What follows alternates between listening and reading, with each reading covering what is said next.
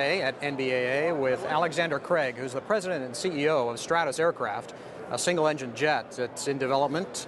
And so, Alex, the airplane, give us some more details. Single-engine jet, but what are the other criteria of the airplane? Tom, one of the key things that we did with Stratos Aircraft is instead of starting to just by designing an airplane, we started with a mission. The mission was 4 people in luxury, over 1,500 nautical miles with NBAA reserves at over 400 knots. We believe that's all very critical, A, for performance, and B, for comfort. So why 4 people, that many miles, 1,500 miles, 400 knots? Where did that come from? Well, the average load, the average manifest on most Part 135 operations today is an average of 1.5 to 2.5 people, and it's an average of 1,000 nautical miles. And the key was to do it reasonably fast, and at over 400 knots, we believe we will get the altitude assignments up with the airlines, which are hard to do if you're moving at less than 400 knots. And single engine, so the engine is a really important part when you only got one in particular. Yes. A Williams engine. One of the key reasons for the Williams engine is, number one, the reliability of the engine. The FJ44 fleet at this point has amassed over 5 million hours of actual in-flight service time at this point, which is making it now the most reliable engine in the market available today. And number two, the Dash 3 AP engine has probably got the best specific fuel consumption. It is the most green engine on the market today and already capable of stage 4 in terms of noise requirements. 3,000 pounds of thrust. Correct. So that's a lot for a small airplane like this. With a gross weight of 7,200 pounds, gives us the best thrust-to-weight ratio in the industry. It's going to be a rocket at the high end, but at the low end, with a stall speed of 63 knots, it's going to be a kitten. Wow. And with trailing beam gear, it should be a pleasure to both fly and to land.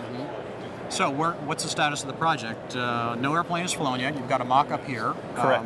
What are the steps to get you there? The aircraft at this point in time is almost complete in detailed design, as you might note. In a computer, not Correct. You haven't cut any fabric yet. We have not gone to manufacturing yet. Okay. We have been working on this now for 3 years. One of the neat things that we've had the privilege to do is A, take lessons learned from the 8 previous failures. In fact, there are detailed lessons from that we've incorporated into the program. And second, we've gotten the design baseline so that our first aircraft is intended to be a conformance-ready airplane and not a throwaway proof of concept. So you mentioned the airplanes that have come before you, and there have been many who have, and they've not succeeded. I mean, there really isn't one. The Cessna Mustang is the closest thing to the VLJ that's really succeeded, and it's actually kind of a big airplane relative to that market.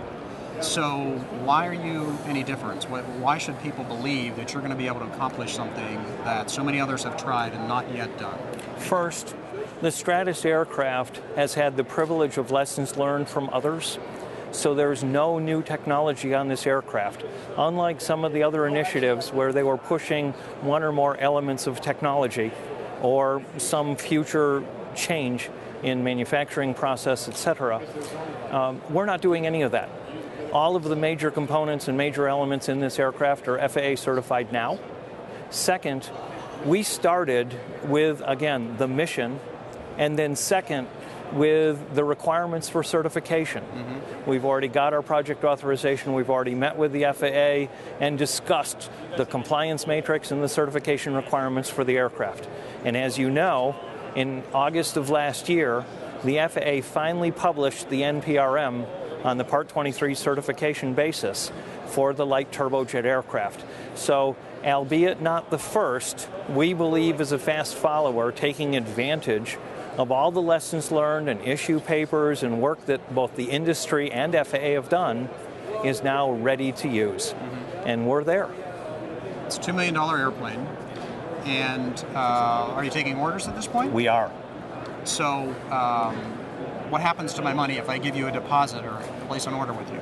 Unlike, again, our competitors, the deposits are put into an escrow account, an interest-bearing escrow account, with a designation to use only for delivery of the aircraft. Thus, they are refundable, and thus the money is not being used for any purpose except the delivery of the customer's aircraft. We cannot touch that money. So how's the company being funded?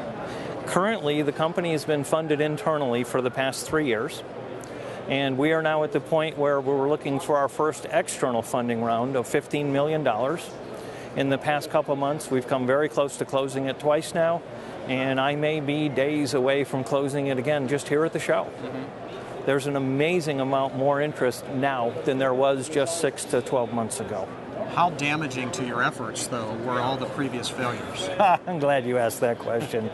Unfortunately, the 8 previous failures have created a mammoth crater of bad will and lousy investment reputation on Wall Street and in the investment community.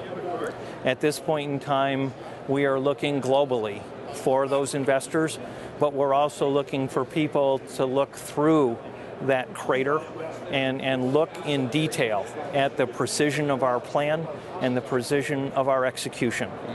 We believe that a well-executed plan that's well-managed, that's risk-managed, can succeed and can succeed for far less than the hundreds and hundreds of millions or billions of dollars that the industry now perceives as required.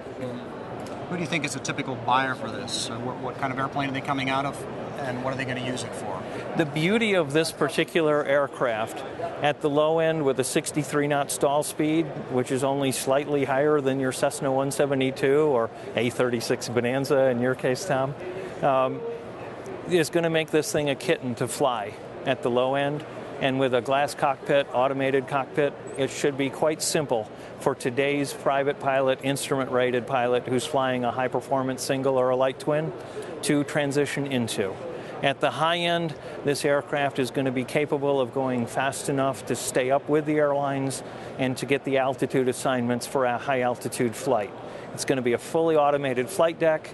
We will also have mentor pilots and insurance programs and training all integrated in.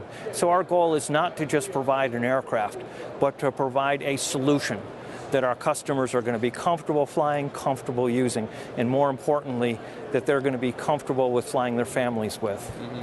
So if I give you a deposit today, when can I expect an airplane? Tom, that's classified. And I apologize. I know you and many others in the press are asking that.